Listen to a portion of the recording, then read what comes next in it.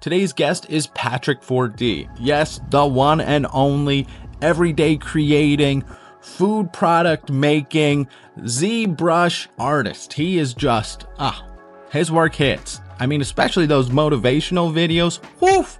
I know a lot of artists that struggle with not only posting their work, but posting their face and voice to social media. When you think about it, companies are not just buying into our artworks, they're buying into us. And projecting yourself as a competent, well-spoken individual all but hinders your ability to show clients, brands, and studios that you can get the job done not only artistically, but to be a pleasure to work with. Of course, people have their fears and anxieties about doing this, but then again, that's why they're called insecurities. They come from within. And it's important to always remember that they're not visible to anyone but you.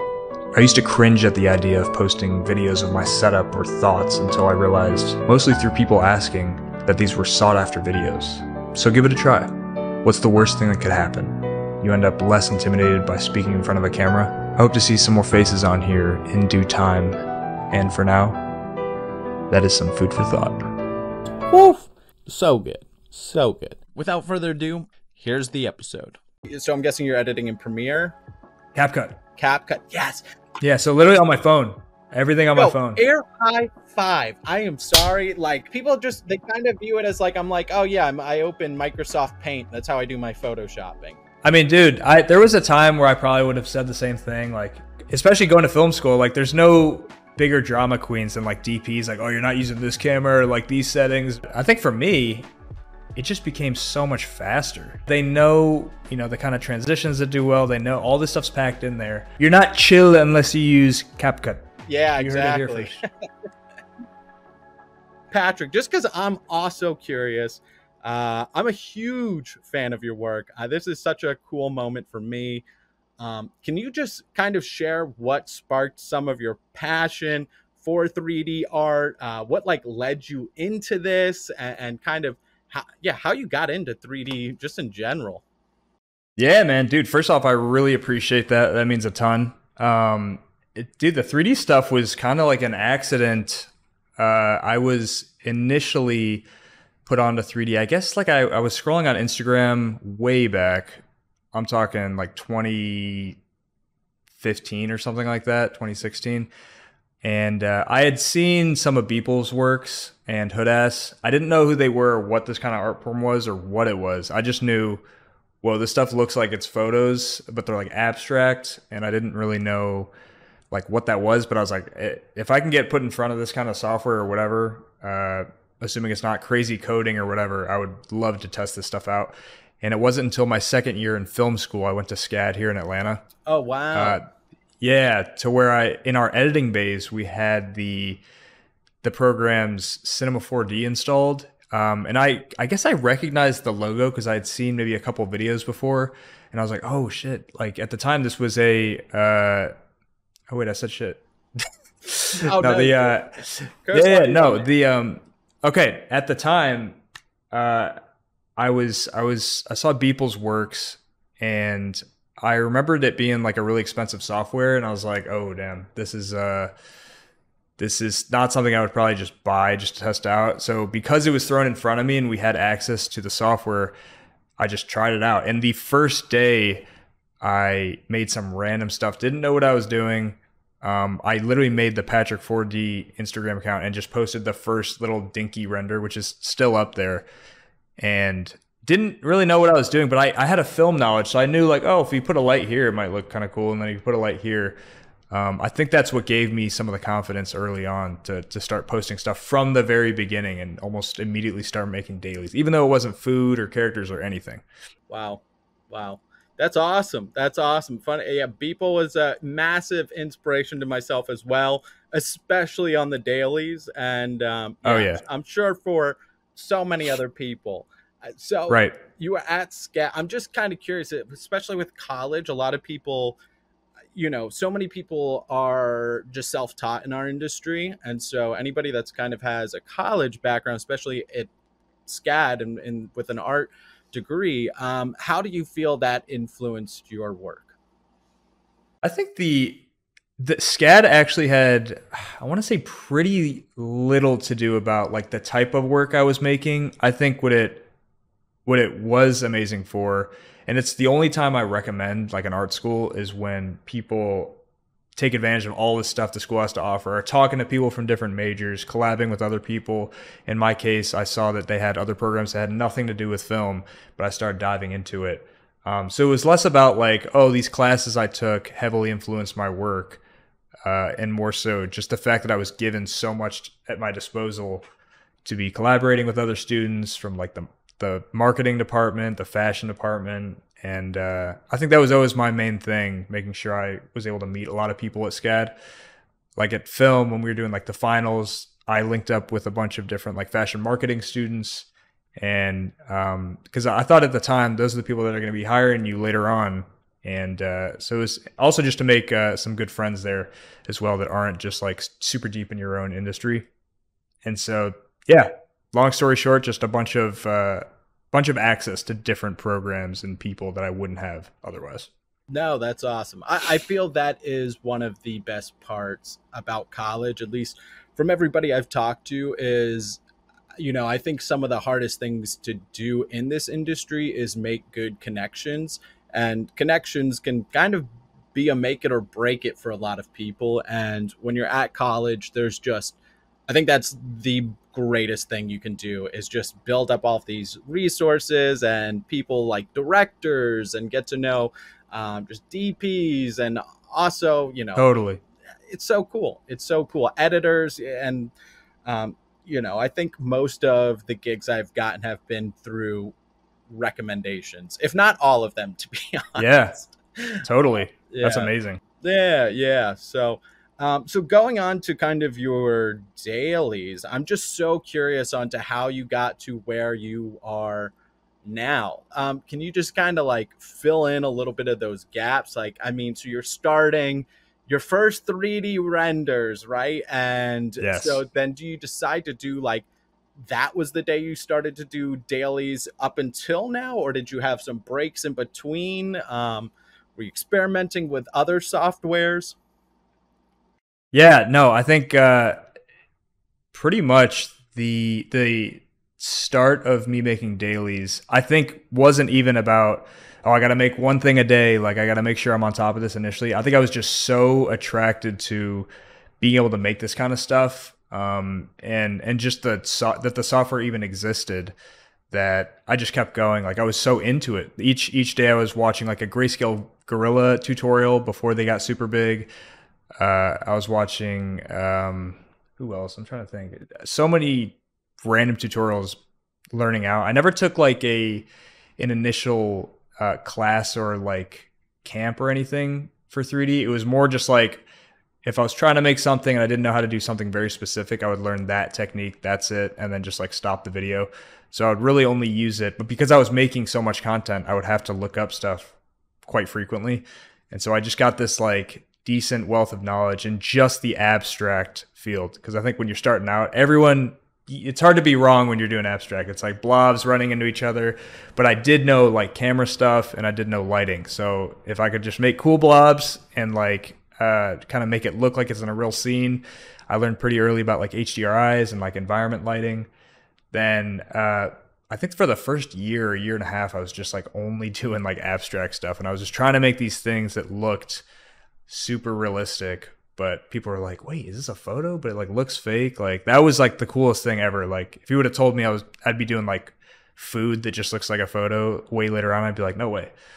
But anyways, the abstract stuff turned maybe like 2 years into, I guess, more product type stuff. I was like, making like GameCube controllers just for fun. And I guess also mixing it with like satirical kind of like, if there was something crazy going on, kind of similar to the Beeple stuff, but instead of like big environment worlds, it was just like making some cool object that represents something on more of the funny side. And then I did that for a while.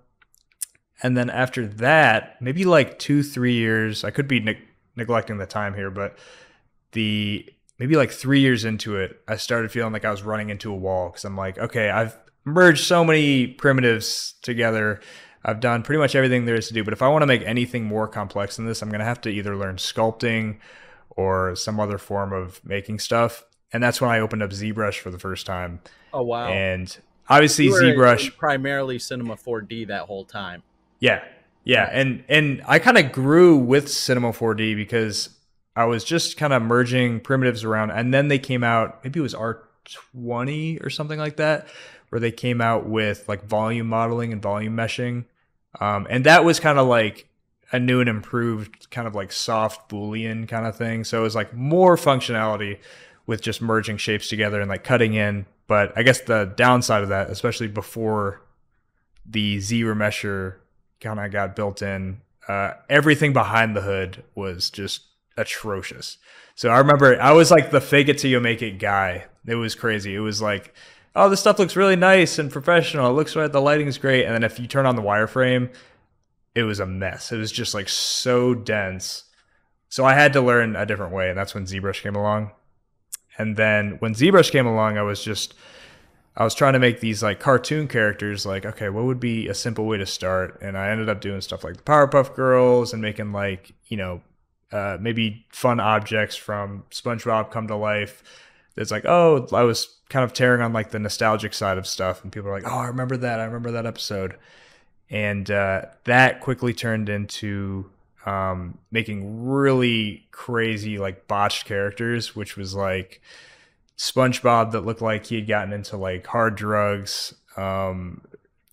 Dora the Explorer looking like, I mean, everyone just looked so crazy and creepy, and it was jarring and like high detail. And I think that's what some of those kind of went viral on like Reddit and got reshared. And that was a fun period for sure.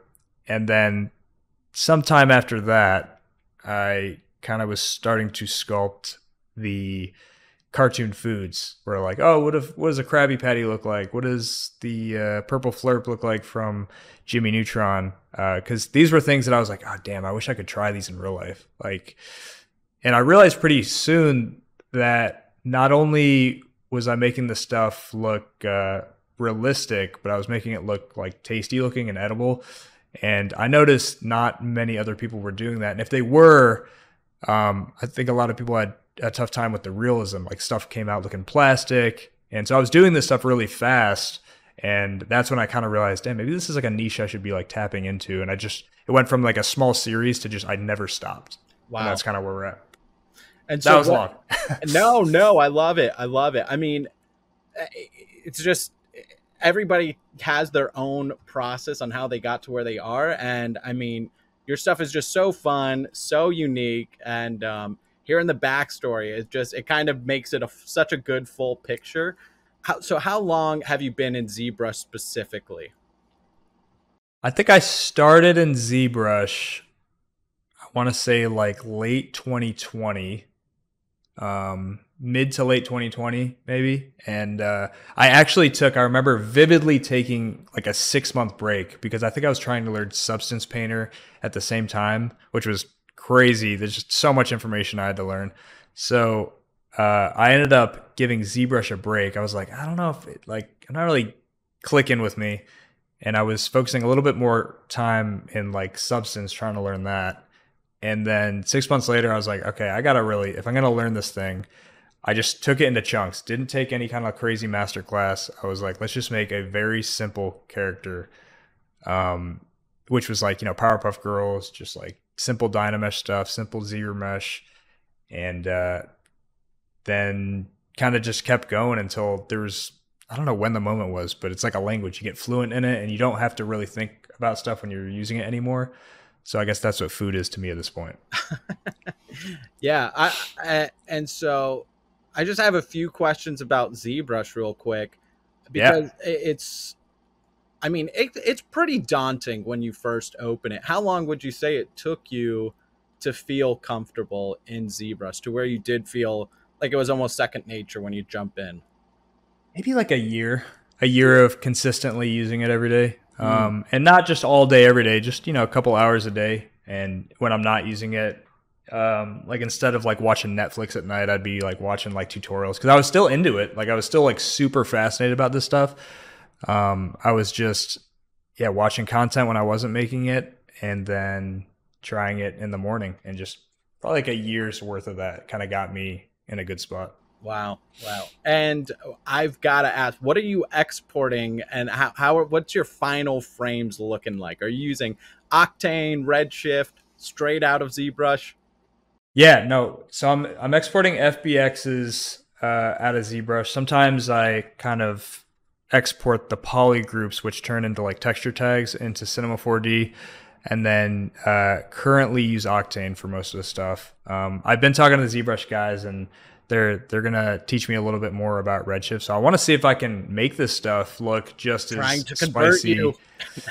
It's definitely like, to me, I've been getting really close to these guys like Ian Robinson, and like Paul Gabry, and they've been like super welcoming of just not only like the ZBrush stuff and me being like a ZBrush live streamer, but also anything like I need or like information I need. They've been super helpful about getting me kind of going. So I was like, damn, if I can just like add another renderer to my arsenal, that would be kind of great. Yeah, absolutely. Because so many studios, especially when we're talking about like freelance stuff, they use Redshift, and like sometimes it gets a little messy about like transferring files and sending stuff off. So it would be nice to be able to at least know how to export stuff in Redshift if needed. Yeah, 100%, 100%. I mean, it's crazy that when a studio uses a different render platform, you're just not even really eligible for the job. It's Yeah, you know. I will say it's been, and I think I probably thank this to maybe just like specializing so hard into the niche of food, but I definitely have had some decently sized clients that switch their whole platforms into the current ZBrush to Cinema to Octane workflow just to accommodate my renders kind of going into their pipeline, which has been very lucky. Wow. It's been good.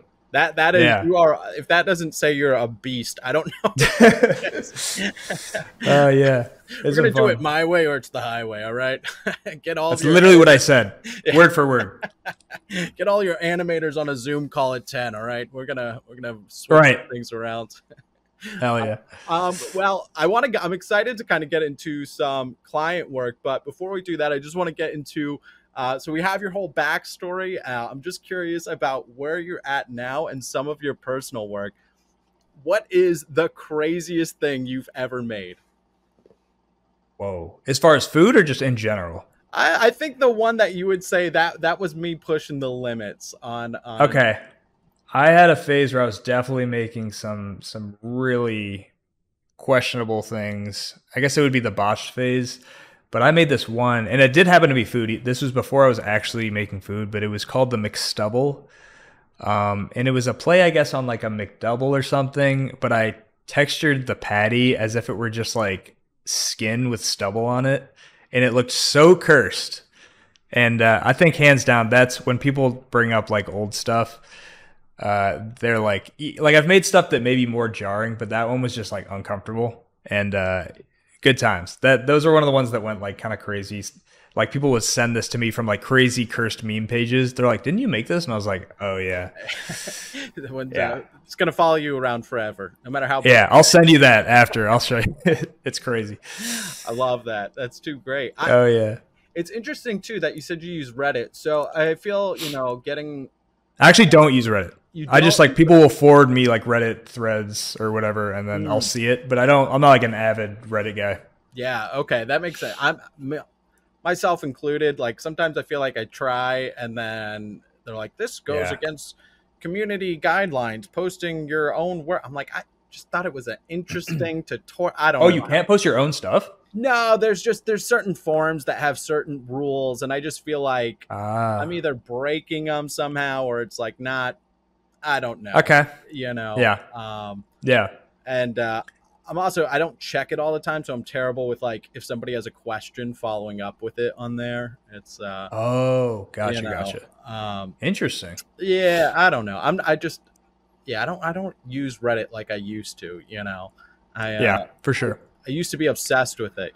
I don't know how long you've been on Reddit, but I even got the IPO offer. I was like, "Why, thank you, good sis." And wait, what is that?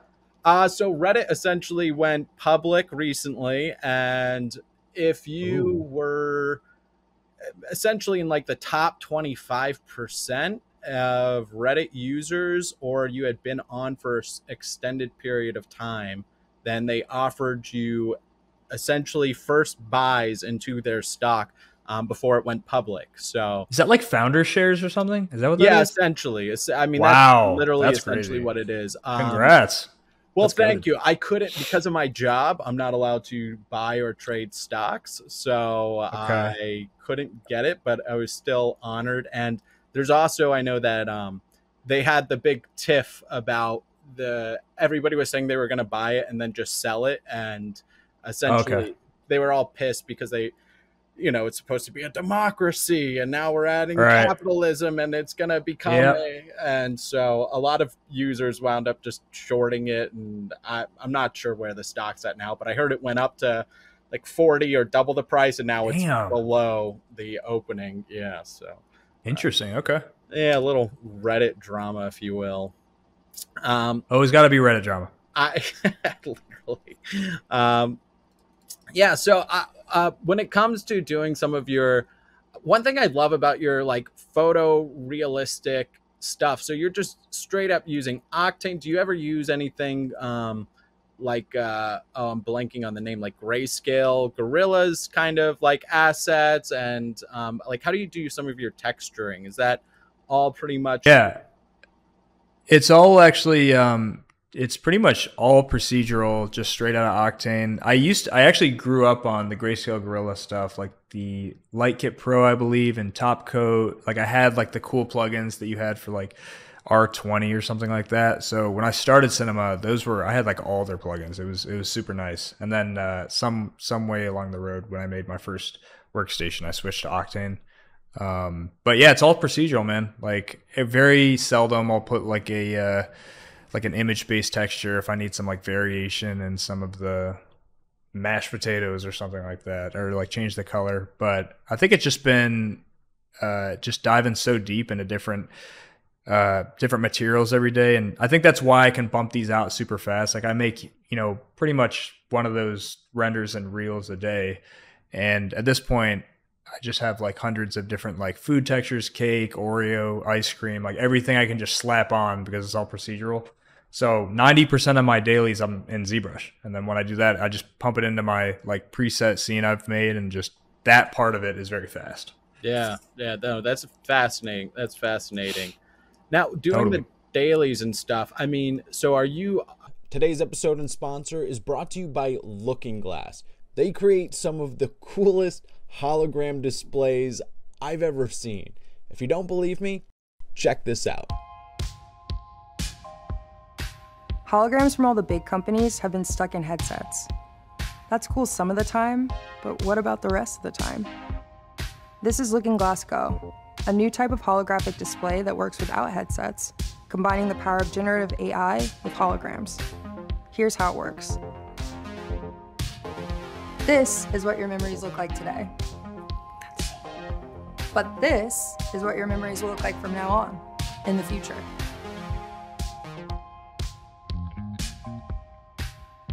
Our software turns regular photos into spatial photos. We do this by using an AI algorithm to imagine dozens of perspectives of that same memory. The Looking Glass Go then projects out millions of rays of light to bring that photo to life in the real world as a hologram. If you've got a newer phone with multiple cameras, you can use advanced techniques to push the limits and do even more.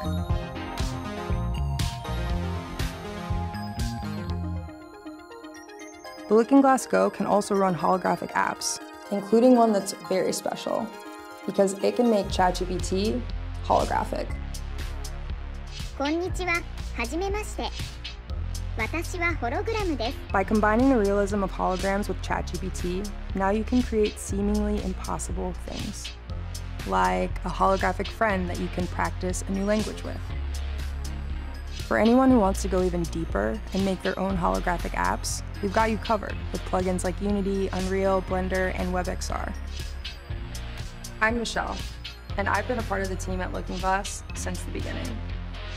We've been building this stuff for a long time because we believe holograms should live in our world, whether we have headsets on or not. Say hello to Looking Glass Go. 1,000 holograms on your desk in your pocket, or anywhere you want to go. And for anyone who's curious and would like to know even more information on these amazing displays, go to their website. And if you decide to buy one, we have a promo code down below. It'll get you a nice little discount there. So anyway, back to the episode. A little bit about streaming, right? I feel like that's something where this aspect is something that I just also admire you so much for, because it's something I think a lot of artists struggle with, and that's kind of getting in front of the camera. And granted, I do the podcast, but I mean, you're doing live streaming, which is just such an open way of going about like showing all of your work and then teaching everybody and then communicating with your audience. When it comes to streaming, how do you use that into your workflow? Are you streaming every day? And what kind of got you into streaming? And what are some of the pros and cons you maybe feel about streaming? Yeah, no, I think I think that was a really important part of kind of building a name in the space as well. And maybe because I was used to doing film stuff and I was always shooting people on camera, maybe it became a little bit easier for me, because I know a lot of people, especially artists, have a tough time getting themselves in front of the camera. Or even just showing their work for that matter. Like I went to SCAD, where a lot of students would have like amazing work, like better than my stuff. And they were just like too scared to post about it, saying like it wasn't good enough, let alone show their face and talk and all that stuff. But the streaming, I feel like it's kind of like, I try to stream every day. Sometimes I'm like going to different servers or whatever, but I try to stream kind of like on a casual setting on my Discord. And I kind of like that because unlike Twitch and YouTube where they all get saved, it's almost makes it like there doesn't need to be as much of a production. It's more of like shoot the shit every day when like the normal people pop up, and we're all kind of like just vibing out, share my screen. And I think that also caters to like, because they're not saved, it creates more of a demand for people to catch them in the morning. Which I feel bad for the West Coast people, because when I start streaming at like 7 a.m., it's like 4 a.m. for them. So that kind of sucks. But I guess to make up for that, I'm doing like the ZBrush live streams every month. So I try to do one of those a month. And yeah, it's just been, I think it's good. It gets you in front of the camera. And in a world where it can only help to be making content like this and reels and having your face in there, and it's been a good thing. Plus, when I go to like events like the Maxon events or the ZBrush events, it's like people know kind of who I am when I arrive there. So it's just more of a marketing thing even. And I think it helps a lot if you can like muster up the strength to get yourself in front of camera, talk. People, I think it's been found that people feel a lot more connected to the artist instead of just seeing like, you know, an art piece once a day with someone who has an alias. Like they don't really have connection to the artist, they have connection to the art.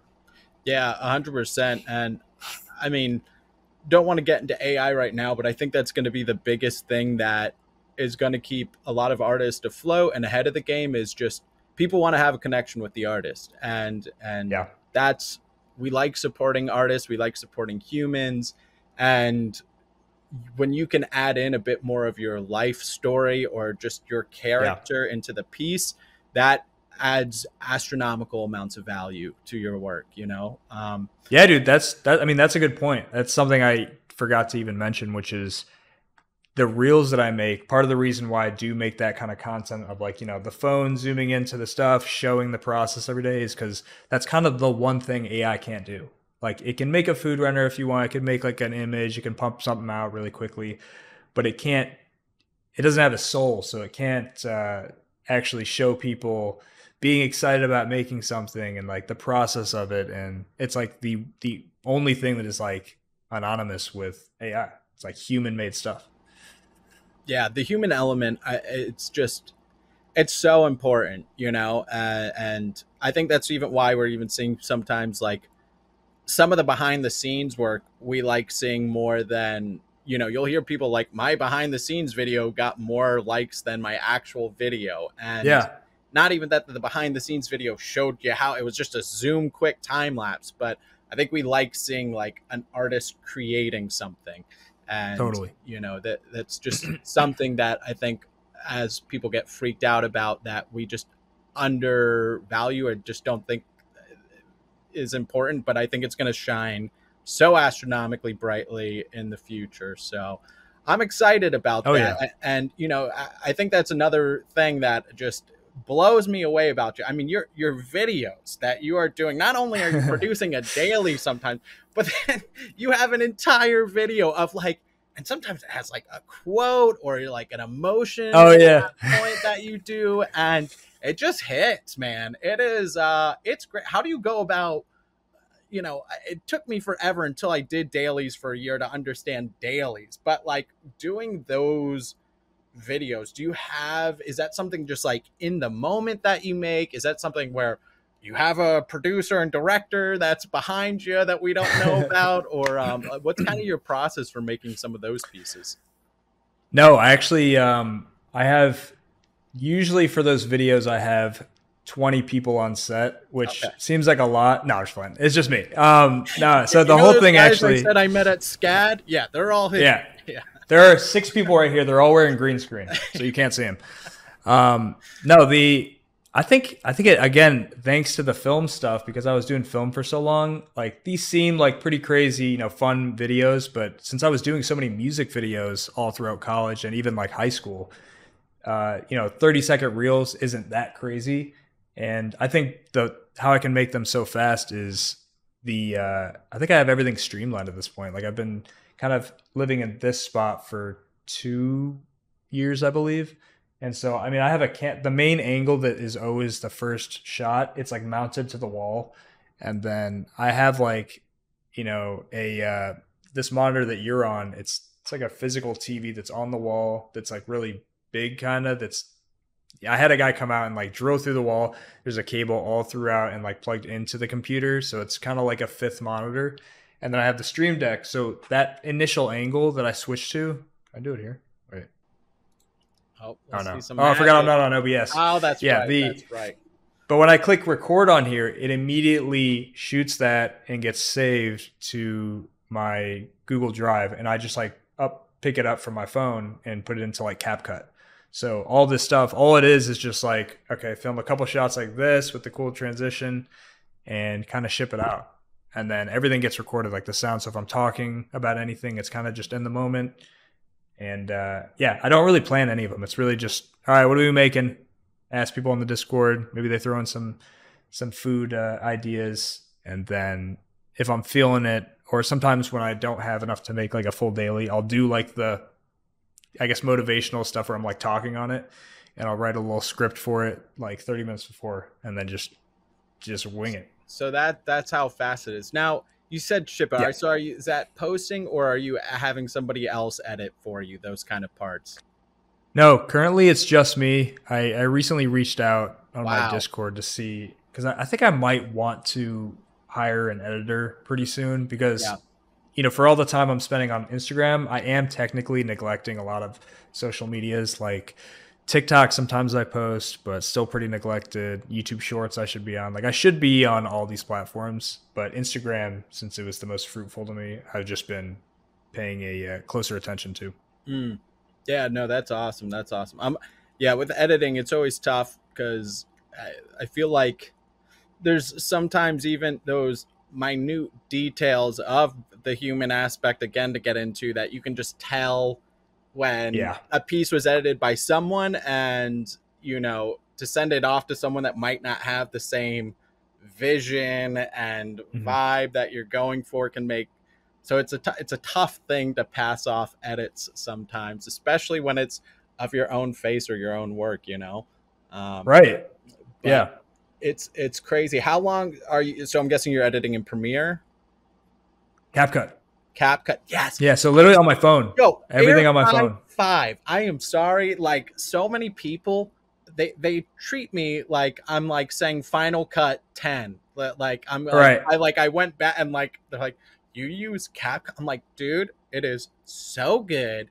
So meaning they're saying it's not like legit enough or something? Yeah, like people just they kind of view it as like, I'm like, oh yeah, I open Microsoft Paint. That's how I do my photoshopping. You know, it's a lot of people just kind of give me the side eye, and I'm trying to get the word out. Maybe me and you will work up a sponsorship deal with them. Let's start a union. Yeah, exactly. Yeah.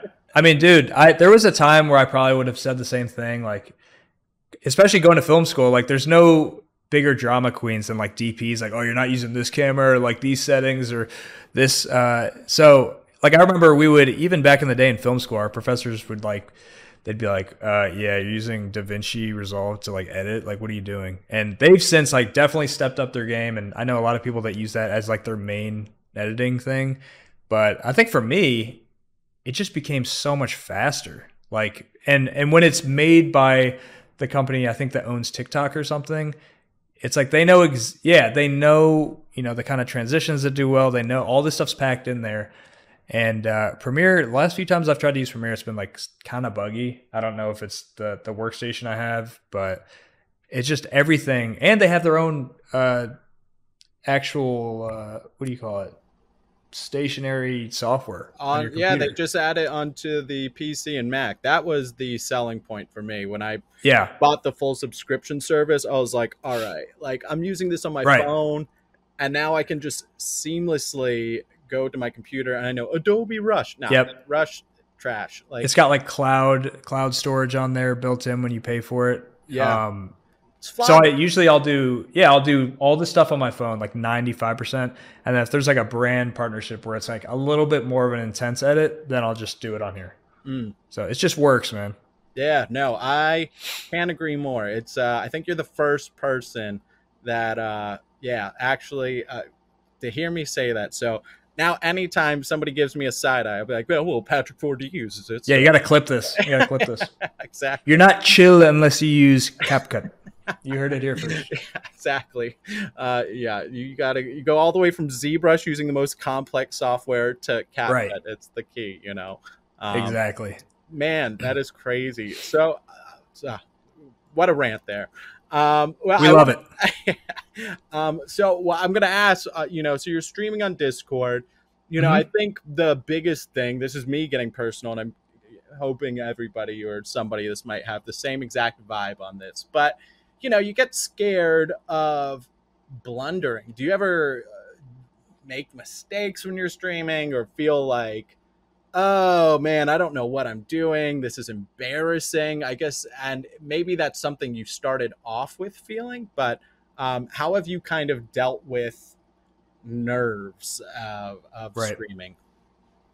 Well, I think I mentioned this before a while back, but I think for me, because 3D was always my second option, like film was my main thing. So I guess because I knew this was always like a for fun thing when I began, I never had to like prove anything. So if I failed at it or I wasn't that good, like there was no one to be like, dude, you went to school for this and like your ass. Like there's no, it's really just, I was having fun with it. And I guess to the specifics of where I stream, because they're not saved on Discord and it's very casual, to me, it doesn't really matter. But I guess the ZBrush lives are streamed. But even that, I think I don't know if I've ever actually prepped for one of those ZBrush live streams. It's always like we get on there and like 5 minutes before on my Discord, I'm like, all right, what should we make? And maybe that speaks more to the fluency in ZBrush. Yeah. But I actually think like this, even if you do mess up or stutter, or you like made something the wrong way, it's like there's no better learning opportunity for the people watching than like, oh, I messed this up, let me go back, how do I fix this? Like that is actually makes a good tutorial, in my opinion. That's so sometimes it's better than just first you're gonna add this value, then you're gonna do this, then it's like they don't really learn much about how you got there. Yeah, no, love the mistakes, we love it.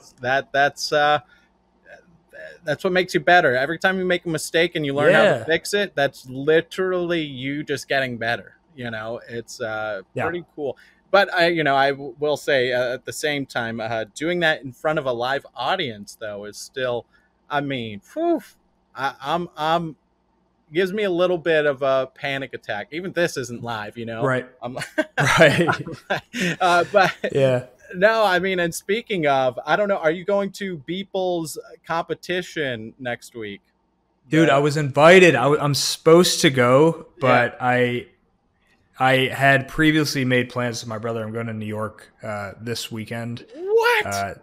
You're Yeah, I coming know. here, and I'm going to Charleston. Oh, you got to get Oh, right God. now. Wait, when do you get back? I think on the 6th. Okay, I leave the 7th. Well, maybe the so- night of the 6th, if you're Maybe. free, we'll try and work If you're out not drinks or super something. tired, yeah. Yeah, that'd be dope. Yeah, I was supposed to go, and I actually would have thought about maybe shifting the New York plans over, but we actually booked, my brother booked this like helicopter tour, so we're gonna be like doing this thing above the city. I'll be taking pictures and stuff, so that'll be hard to reschedule. Dude, a helicopter tour. But dude, I've done a helicopter tour. It is one of the most insane things ever. It's awesome. It is, but not. I cannot wait. Are you doing the? Do you know if you're doing the one without a door? Legs out the thing. Yeah. Dude, that is awesome. I've never Bungee done jumping that. from the helicopter. Yes. Yeah, that is sick. That is sick. Oh, dude, that's Yeah, I can't wait, so much man. fun. I am bummed though that I'm gonna miss, like, like Matt Milstead, I'm Yeah, sure. of course. Yeah, he was. Yeah, I wanted to go. He was like, "You coming?" And I'm like, I told him, I was like, maybe you could like Skype the whole time you're there, and we could. And he's like, I'm not doing that. Just one camera. Well, that's good. That's Right. one less talented motherfucker I got to battle at the competition. Just Come gotta, on. yeah. No, I'm excited. Should be a good time. But no, it would Yeah, be cool sounds to have, amazing. hung out there. It's gonna be a fun time, But it's just something I'm like a little nervous about. I'm like, ooh. Uh-oh. Watching. Do you know like what you guys have to make? No, so they have a for anybody that watches MoGraph.com. They are Shout been out. doing on the always shouting them out. Actually, funny enough. Oh yeah. Oh, randomly wearing that today. Damn. I gotta step it up. Yeah. But they made this like prompt generator. So I think it's Interesting. actually, you know what? There's no way they're using that because they said they're going to provide assets beforehand based on the prompts. So, Okay. yeah, Got it. maybe they're Well, knowing Beeple, he's got like millions of assets, so he probably could make whatever the hell the thing is. Dude, give me an Elon Musk asset to just go, Right. eat shit with, and so that would be hilarious. Give me an Elon Musk giving birth to Kanye West, and it's just like already made. Like, yeah, we have that. Yeah. Perfect. Yeah, make it as funny as you can. I'm excited. Right. I think Turbo Squid mashing everything is going to be a blast. And also just boy. like, those events are just so fun to just meet everybody and hang out again, Oh yeah. There's just always like Vernon, Rev, Maria. I don't know. Yeah, Rev is the GOAT. Dude, love Rev, man. Love seeing them. So It I really love is, man. events. I think last year, like the very beginning of last year was the first year I really started doing stuff like in person and like meeting people that I had known only on the digital side, and it like changed everything. Like presenting at NAB, that's when I really got tight with like a bunch of the Maxon guys.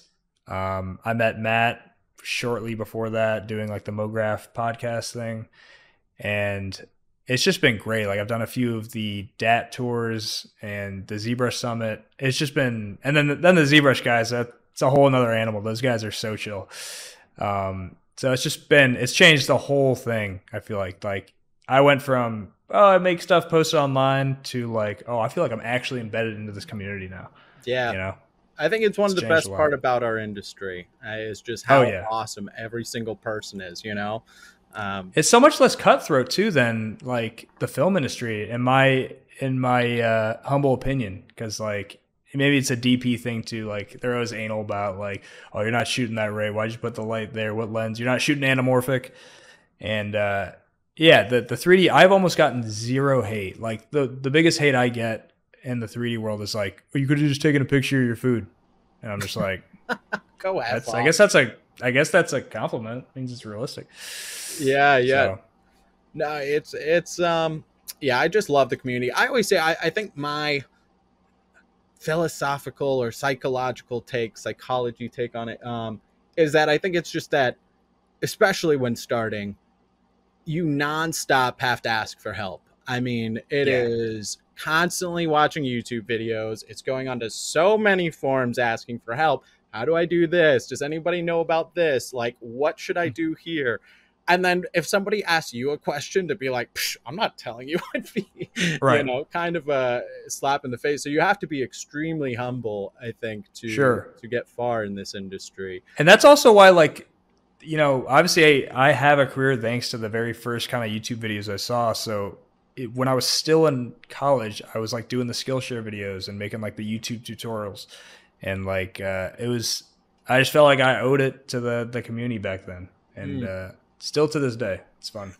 So I want to get into, so moving from a little bit to the community, they've helped you kind of get to where you are. Obviously, as every time, all support helps us get where we are.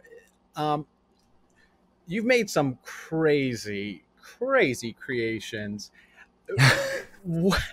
It's funny talking with stylized artists, or it's very cool talking with stylized artists and hearing their client relationships. But yours, I mean, what is it like working with clients for you? Are they saying like, we have a prototype idea, or is it, something where it has nothing to do with what you're making and they just need a ZBrush artist? Yeah, if you could just talk a little bit about what your client relationship status is like. Yeah. Currently, I mean, I think for the past 2 years, I've pretty much only been doing food related projects, which has been cool. So, and again, I think that's the kind of the plus side of being so specialized, because I think most of the client projects that come in at this point, I'm making like filet mignon and like doing I did that one country series where I was going to different like nations and making their foods, and it's just all like different sauces combining together and like rice dishes and all that. So when a client comes to me and they're like, oh, we need like an Oreo made, it's like, oh, walk in the park, which is great. But client experiences these days are super nice. Like it's always, luckily because of social media, I've never had to like reach out for client work. It's always like, a creative director from an agency or just straight up direct to client follows me somewhere on Instagram. And by the time we have that first client meeting to see if we're good for it, they're always like, oh, we've been following your work. It's so great to like, meet you and hopefully we can like make this work, instead of like, all right, like, can you make this? Are you sure you're good for this? So it's always a very positive experience these days. But usually I'm just working with like creative directors from like a food brand or like an agency. And this past year, I've been doing a lot more of like packaging stuff. So my stuff is always like on the digital side, or maybe the assets will be used for commercials. And now they're kind of being used more so for like packaging. I actually just had a thing released, I think last week, for Pop-Tarts, where this agency hit me up to do kind of like the renderings for these things called these crunchy poppers. So if you go on their website now, or I think like any like Target or Walmart, they should be just like on the shelves. Wow, that's awesome. No, I'll definitely check that out. That sounds great. What's been the most fun client project you've had? The most fun client project. Ooh, I think that I did one for Oreo Cakesters, which was pretty fun. I think that may be, that's a good one. I think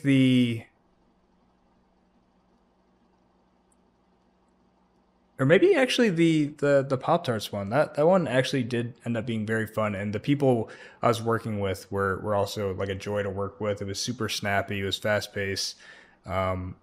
I took a second there because I'm trying to think of what I can like talk about right now. Yeah, no worries. Because I've had a couple like in the past like couple months that have been really fun. But yeah, of course the NDA gods are looking at me. Yeah. When the last time I worked with Apple. Yeah, exactly. Right. Yeah, hey, if you break an NDA, I'll break one.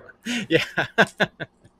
Yeah. Okay. Well, no worries about that. What we'll go a little bit more general, but what would you say leads to a successful like project being complete? Like what would you say are some of like the key aspects for you, just like when you walk into a project, like things that you're looking for are green flags and maybe even red flags? Right. I think green flags for me are when especially working with like an agency, they come to me before they bid out to the client. So, because the worst is when they hit me up, it's like last minute because they couldn't accomplish a certain texture or something. So the budget's already been locked.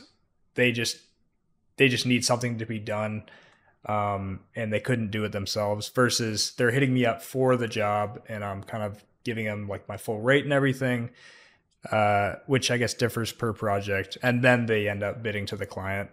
And also, I guess on the more creative side, best case, they come with like pretty detailed illustrations, or these days, I hate to say it, but AI illustrations, which so far AI in that realm of like generative stuff has made my life easier, because, they'll generate that stuff on their end and they'll be like, yeah, we're thinking something like this. And I just recreate it and kind of put my like spice on it. And so in that front, there's much less power I got to put towards like guessing what they want. And it's more like, oh, okay, cool. It's as if like an illustrator drew it up for me, like the blueprint. So just stuff like that.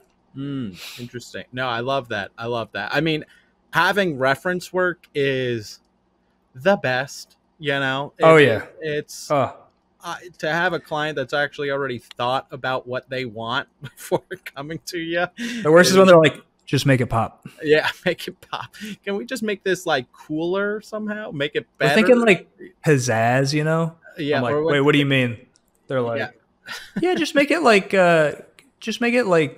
vibrant and pop. We're like, okay, saturation slider. Is that what you mean? My friend Nina, she was saying that she wants literally just as a joke to make a 3D make it pop button. Just click whatever client. I would buy that. I would buy that. And I would support the small business. Let's do it. Yeah, right. I mean, it's wild. It's wild when you get those clients that actually take the extra step. I feel like that is just that's when it's going to be a good project. Everybody's on make it pop. I think the worst is when if you get a sound effect, like just a little more, Oh, yeah. Yeah. Okay.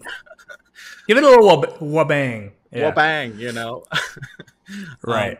Yeah. No, okay. I love that. I think completely on the same page with all of that. Oh, yeah. So before we get into trying to see, there was two things I wanted to mention before getting into that kind of the future stuff with just kind of going over AI, because it's such a hot topic right now. Mm-hmm. But I saw I follow a good friend, Arturo. Not sure. The GOAT. Yes. Yes. I just saw him. Yeah, exactly. That's where I wanted to lead into. What is, you were just at the BlenderCon. I'm not sure if that's the official name or not, or what the name is. I think BCon. BCon. What is your thoughts on Blender?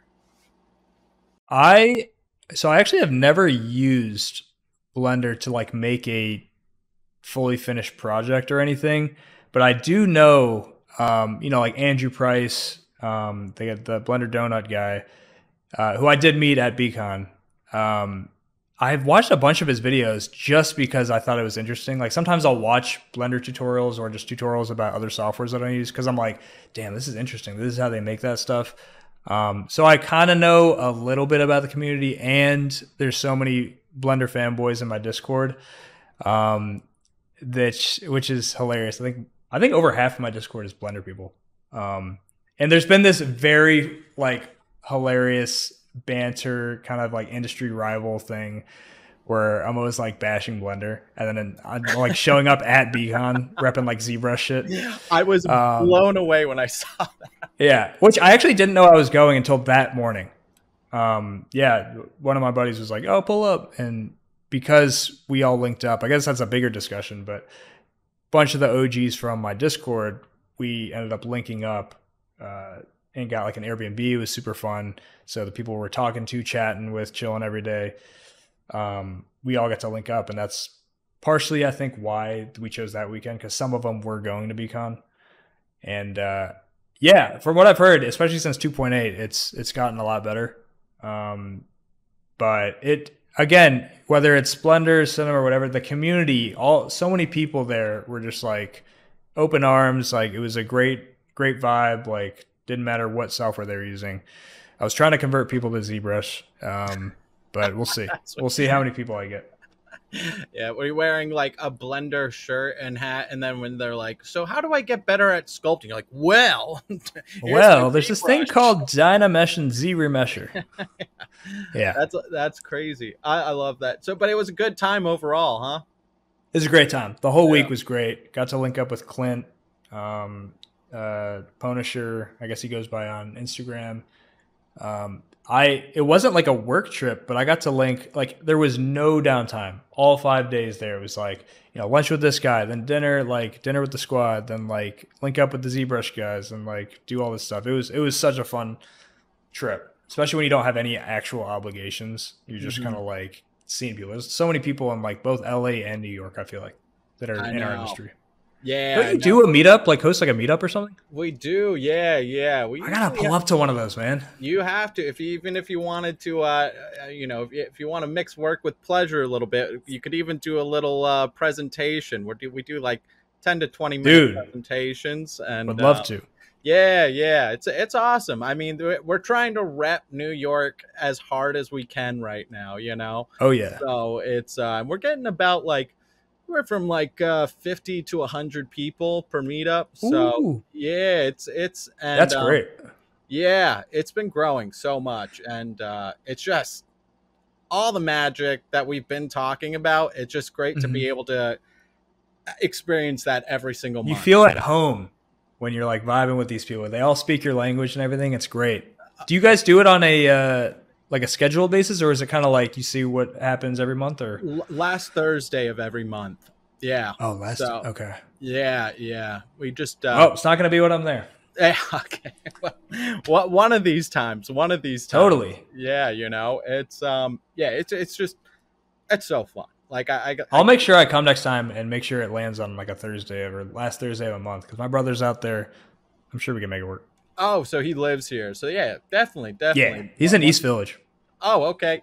Yeah. Okay. Awesome. Yeah, ours is in it's in Williamsburg. So, but it's just being able to get away from the computer and just meet a bunch of people that know what you're talking about, and it's one of the best feelings ever. So. It really is. We have kind of a version of that in Atlanta. My buddy David Dodge, he hosts this thing called Ease ATL, and it's kind of more so like motion graphics, like After Effects people, but there's some cinema people. So I try to go to that every time as well, like in Atlanta. But I'm always down to like show out for those kind of events. It's always fun. Yeah, well, if you come, drinks are on me, so I'll say that. Yeah, let's go. All right, then food's on me. Oh wait, okay, done. Say less. Hell yeah. Well, I want to kind of get into a little bit. This is always the fun, the scary, the interesting stuff we've been talking about a little bit. But AI, what is your thoughts on AI? I quoted something, or no, I found a quote, and it goes, "Why would you trust AI when you can trust a guy?" A guy. And it rhymes. What do you call it? AI, I feel like we're always hearing about it. I definitely think it's going to be a huge part of people's futures. Depending on like what industry you're in. Some people are saying it's going to disrupt every industry. My thing is pretty simple. Like, I think I like using it as like tools when it's necessary, like AI denoising, AI masking. I use those tools like on a daily basis pretty much. When it starts to come to the, just like type in a prompt and like generate this, and that's like the whole workflow. I'm a little bit less for that. Obviously, if you're just like shooting the shit, doing whatever you got to do. And more so, from what I've heard, this kind of technology obviously will displace a lot of people in their positions. I'm not even just talking about artists, but just, workers of all types, all industries. And I mean, obviously artists, I feel like we've already seen take a pretty big blow. Concept artists, copy artists, or copy people, whatever you call them. But yeah, copiers. Copycats? No. But The copiers are getting replaced by AI, which is copying their work. Yeah, exactly. No, but I'll say that, before, when we had massive switches in industries, like when the calculator was invented, or like this or that, or the digital camera, I feel like a lot of these innovations happened over long periods of time to where like the industries could evolve at least a little bit. And it just sounds like this is something that's going to displace people before new jobs are even like readily available. And if that's the case, I would say that's a bad thing, because obviously you don't want to crash like the world economy or anything. I just think is obviously people got to do what is the most efficient. It gets a little bit tricky when you're talking about like art, because at least in my opinion, the whole point of art, like I don't think art should always have to be the fastest, most optimized. Like it's about the process to a degree. Like it's different if you're like kind of crunching numbers and, maybe someone wants to, they can leave work early if they want to, if they can benefit from like an AI kind of assistant or something. But when we're strictly talking about like just art and making that just be readily made at the click of a button, like to me, that kind of defeats the whole humanistic approach to it. So I think, using it as a tool, great, dandy. I don't think a lot of people have a problem with that. It's mainly just like, is it going to displace millions of people before there are new jobs available, and how that looks? And, just being very weary and cautious while moving forward with this kind of technology. I guess that would be my take. Yeah. No, I've been telling people it's definitely a hard time to just kick your feet up and relax. It's the industry and is moving so fast, and we're even talking today about maybe doing not necessarily a competition, but just having like a monthly prompt, and where we can all just do some animations to it, like a 10-minute animation, all work towards the same goal. And we're just even talking about like, should AI be allowed in? And I was debating, and I was saying, in one sense, I get nervous on the idea of just trying to push it away when it's clearly going to knock the door down. So it's kind of like, I don't know, like, I think if anything, we need to be working on how do we use it in our workflows more versus trying to ignore, it's just an interesting time, and I think going back to what we were saying earlier is that when it comes to art, sometimes we appreciate the artist that made it, and that makes the art itself have so much value, and like, I always find it so inspiring when you do some of those, even like those quotes, like how you're feeling for the day, and it brings that human element and that emotion into the artwork when you see it a lot of times. And I think all those are ChatGPT prompts, by the way. Yeah. No, just playing. Write me just something sad today. Mm-hmm. Yeah. No, it's I think you're right though. It's about steering the ship instead of trying to, like, if we want to have a say in any of this, it's like not voting. Like, we have to at least guide it somewhere. Like, you might not like two candidates, but voting, if you're not voting, it's might as well just like be voting for the guy you don't like, even worse. But I think there's a way we can steer the ship and guide how we think this should be used in a way to where it's like used as a tool. It's not totally taking all skill involved out of the equation. Maybe using it for only like parts of the process that are, I don't know. I think it's a discussion that needs to be had.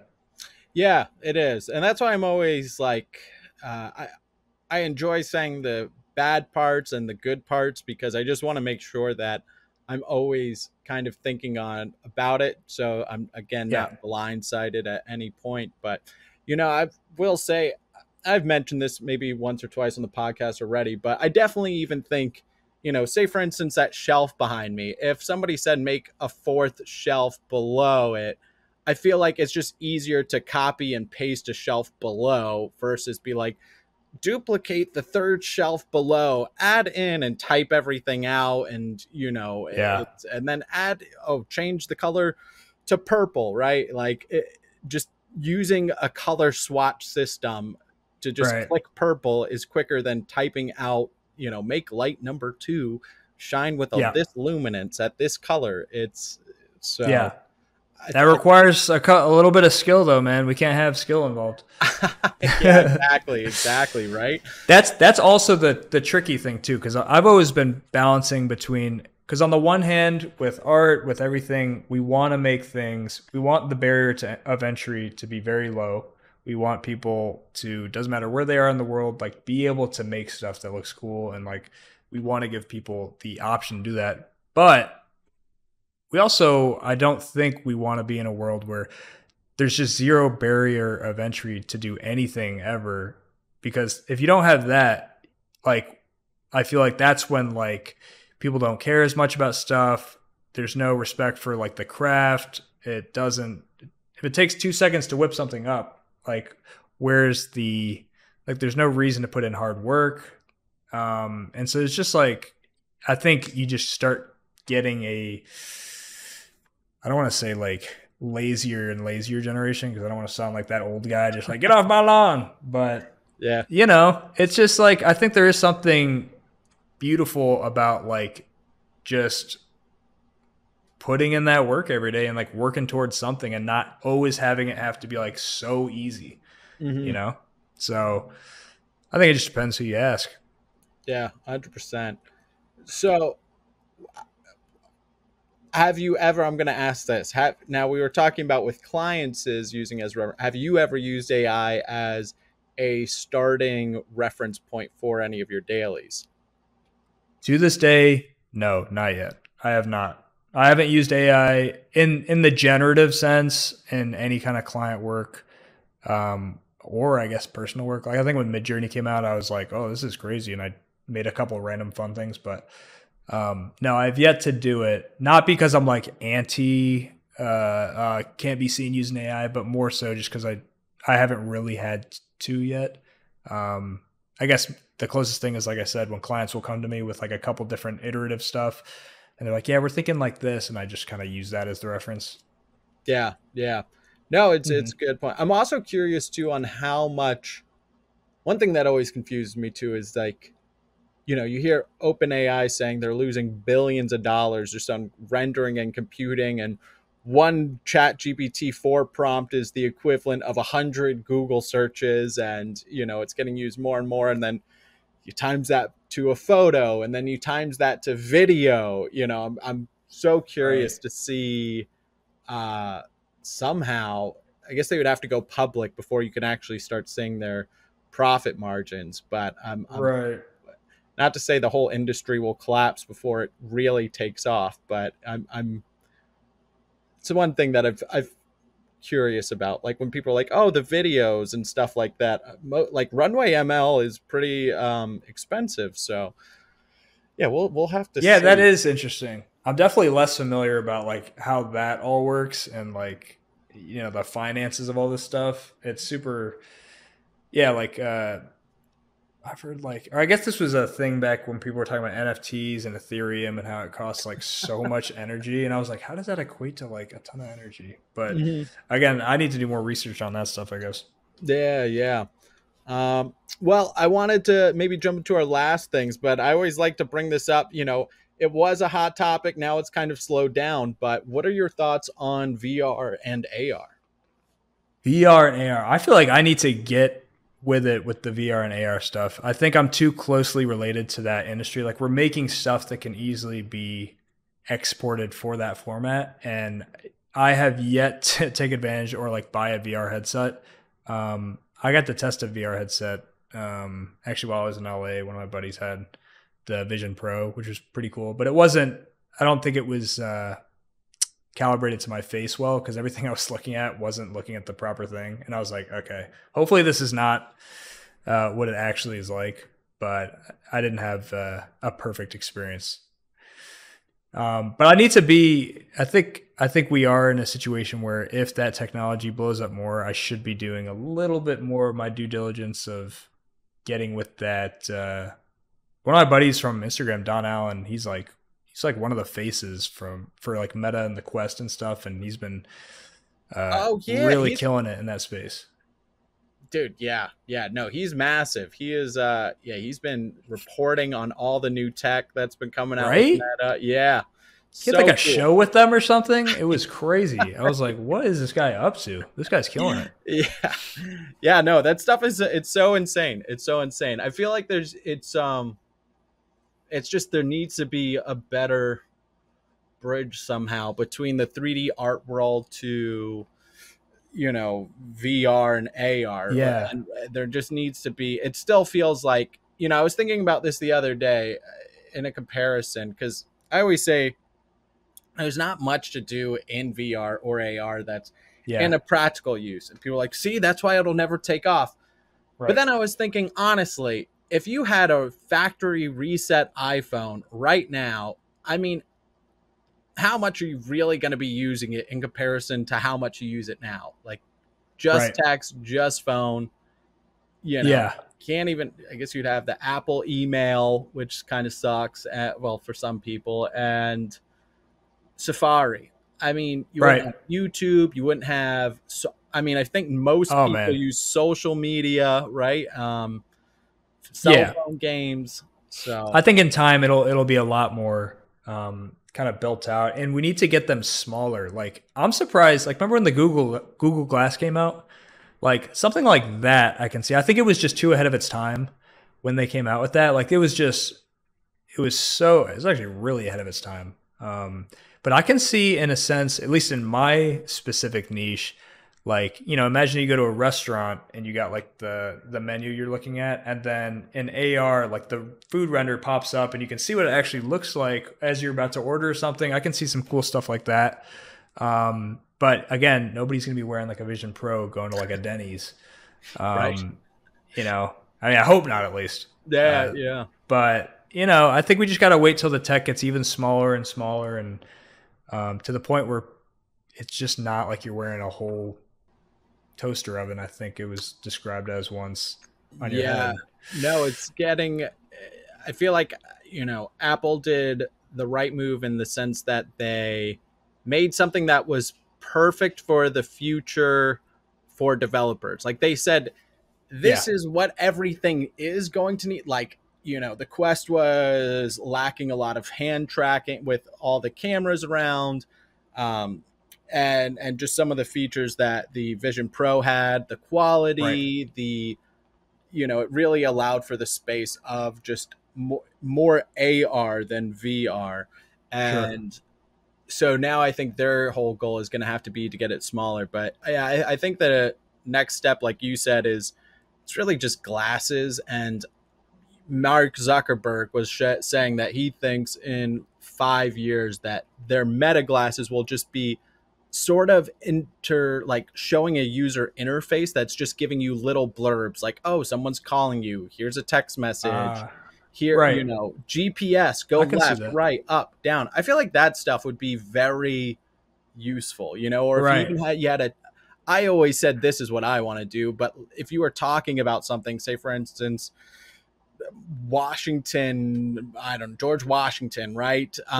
Maybe more information is popping up about him. Or if I was talking about NFL, like I'm like, so have you heard of the NFL? Like it would be like National Football League, just extra context would be populating as you're talking to maybe help you sound a little more educated. I think it almost sounds like that one pin. Remember that MKBHD reviewed, or that was hilarious. But it kind of sounds like a good version of that product, actually, or like a full thought out, maybe. Yeah, just simplistic, just not a lot, just things like I love my Apple Watch, and solely for the fact that I don't have to look at my phone, because the phone starts the cycle, and totally, if I can avoid that. Well, I have one last question for you, and then I think we'll rock it here. But where do you see yourself in 5 years, and or what would be kind of a dream project or job that you'd feel super happy about? I guess this is a good time to bring up the point that I have rarely ever set like really long-term goals. I think that may play a part in how I'm able to just like take every day for what it is. Like the daily, boom, figure it out. Like I'm not getting lost too much into the to the long term. Oh, I got to obtain this goal, because I think a lot of people can get discouraged when they set such long term like heavy goals, or maybe they're looking at social media all the time, because it's hard to see very small progress in yourself and in your journey when you have such big goals that you're like, well, I'm clearly not there. I clearly am not living in this mansion, or I'm clearly not.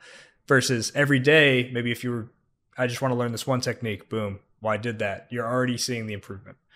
So I don't know if I like have any like long-term like 5-year goals.